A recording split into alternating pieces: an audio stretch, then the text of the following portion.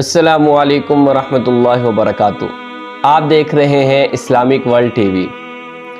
آج انشاءاللہ العزیز ہم مولا علی مشکل کشا کرم اللہ وجہہ الکریم کی ایک کرامت اور اس سے حاصل ہونے والے سبق کے بارے میں جانیں گے۔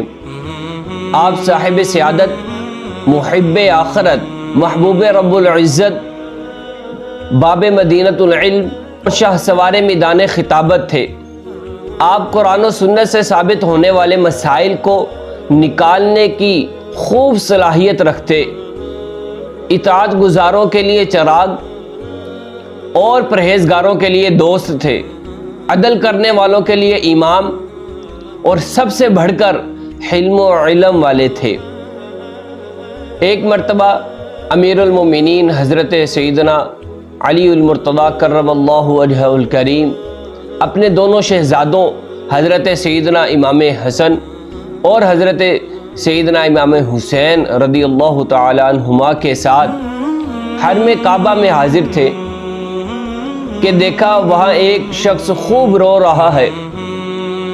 آپ کرم اللہ وجہہ الکریم نے حکم دیا کہ اس شخص کو میرے پاس لاؤ۔ اس شخص کی ایک کروٹ چونکہ فالج زدہ تھی، لہٰذا زمین پر سٹ کر حاضر ہوا۔ آپ کرم اللہ وجہہ الکریم نے اس کا واقعہ دریافت فرمایا تو اس نے عرض کی، یا امیر المومنین، میں گناہوں کے معاملے میں نہایت بے باک تھا۔ میرے والد محترم جو کہ ایک نیک اور صالح مسلمان تھے، مجھے بار بار ٹوکتے اور گناہوں سے روکتے تھے۔ ایک دن والد ماجد کی نصیحت سے مجھے غصہ آ گیا اور میں نے ان پر ہاتھ اٹھا دیا۔ میری مار کھا کر وہ رنج و غم میں ڈوبے ہوئے حرم کعبہ میں آئے اور انہوں نے میرے لیے بد دعا کر دی۔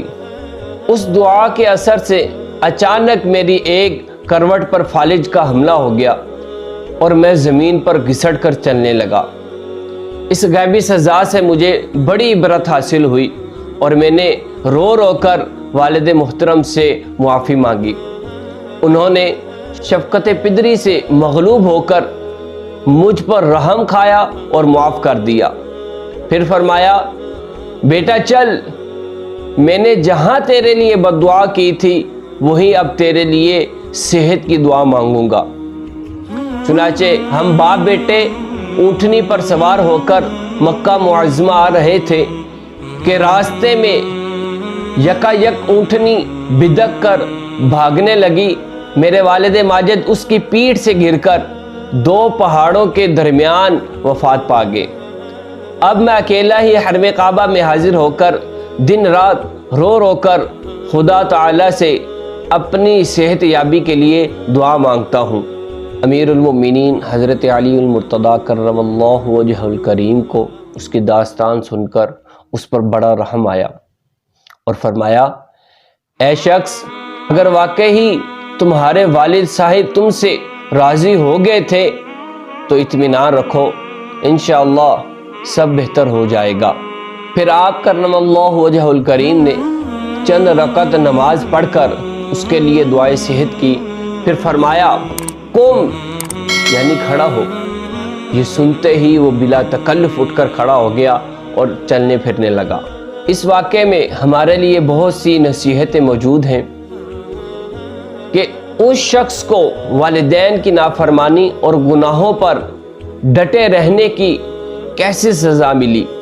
اس کی ایک کروٹ پر فالج کا حملہ ہو گیا اور وہ زمین پر گھسٹ کر چلنے لگا۔